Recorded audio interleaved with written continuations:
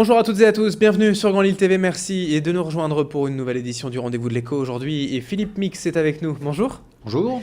Vous êtes le président du comité d'organisation du salon Les 3 jours gourmands. Alors un salon gastronomique forcément, hein. On en parle puisque la réponse est dans la question, j'allais dire. L'objectif, le principe de ce salon, c'est quoi? Alors le principe de ce salon, c'est de réunir une soixantaine de producteurs de produits solides et liquides, et de produits authentiques, de produits issus de l'artisanat, de vrais producteurs installés dans leur terroir, qui viennent présenter leurs produits, qui les proposent à la dégustation.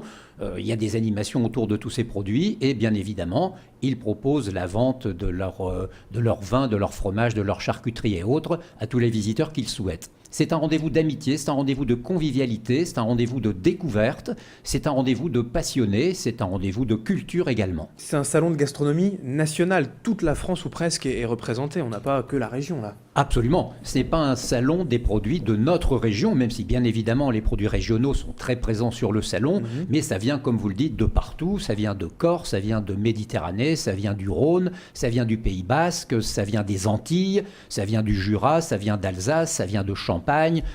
Toute la gastronomie française, on peut le dire, est représentée sur le salon par un producteur emblématique de son produit ou de son vignoble. Alors Saint-Amand-les-Eaux, ce n'est pas la plus grande ville du Nord-Pas-de-Calais. Pour autant, pour faire venir ces producteurs de loin, vous l'avez dit, de Corse, de Méditerranée, c'est pas trop compliqué pour leur donner envie de venir dans le Nord ?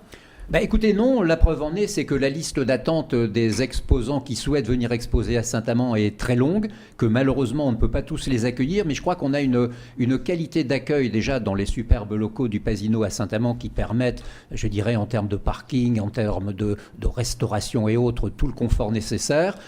Les Lions amandinois qui organisent ce salon ont aussi, je dirais, beaucoup investi d'eux-mêmes et aussi en publicité, en promotion et aussi en exigence de qualité des producteurs qui viennent. Nous ne cherchons pas à remplir le salon, nous cherchons à avoir des producteurs authentiques dont la qualité est absolument indispensable.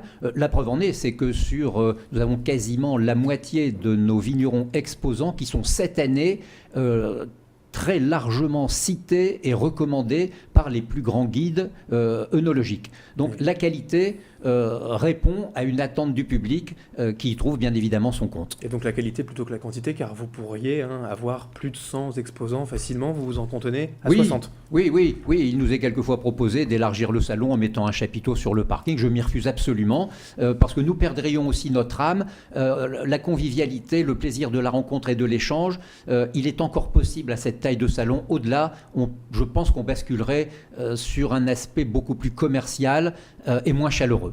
Alors ce salon, pour préciser, c'est pas un salon professionnel, c'est pour les particuliers, vous l'avez dit, à 6 semaines des fêtes. C'est vraiment pour tout à chacun qui aime la gastronomie. Ah, complètement. Et si vous voulez, le fait qu'il y ait à la fois les produits liquides et les produits solides fait que la famille, dans son entièreté, y trouve son bonheur, puisqu'on y trouve de quoi acheter son foie gras, son chocolat, ou sa charcuterie, ou son jambon, et également les champagnes, les vins et les liqueurs qui plaisent peut-être plus dans certaines familles au monsieur qu'à la dame. Donc chacun, vraiment, sur le salon, trouve chaussure à son pied, si je puis dire, en se promenant dans les allées. Et puis dans ce type de salon, on est sur une vraie tendance. Aujourd'hui, la vente du producteur au consommateur directement, donc à des prix peut-être un peu plus intéressants. Alors complètement, puisque là c'est une vente directe, on est, comme vous le dites, en direct du producteur au consommateur, avec tous les avantages que cela représente. D'abord, on goûte le produit, on le voit, on voit celui qui a fabriqué le produit, et Dieu sait si aujourd'hui c'est important.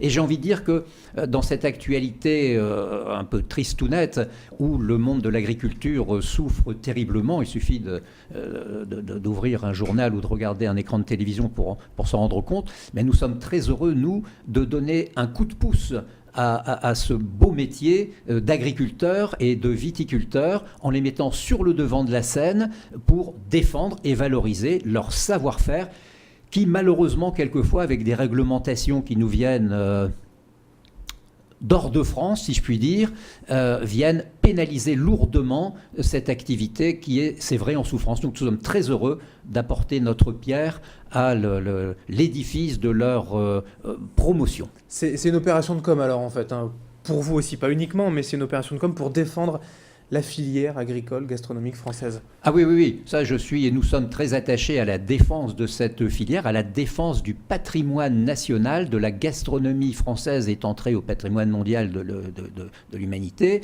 Nous nous inscrivons dans cette logique-là en faisant que les visiteurs du salon sortent des produits aseptisés, industriels et entrent vraiment dans la découverte d'un vrai savoir-faire, d'un vrai patrimoine. C'est essentiel. Et si je puis dire, puisque j'évoquais quelques réglementations il y a quelques instants, bon, il faut savoir qu'il se prépare actuellement un durcissement qui est assez terrifiant de la législation sur tout ce qui tourne autour du monde du vin, avec un durcissement des mentions légales à faire figurer sur les bouteilles, un peu comme pour les paquets de cigarettes. Alors bien sûr, le vin est un produit qu'il faut consommer avec modération. Privilégions la qualité plutôt que la quantité. Mais c'est une filière primordiale pour la France. Ah ben, je crois savoir que c'est le deuxième secteur exportateur du pays après l'aéronautique. Et je ne suis pas sûr que si on voyait sur les étiquettes de nos bouteilles « fumer tue », ce serait un argument de vente très favorable.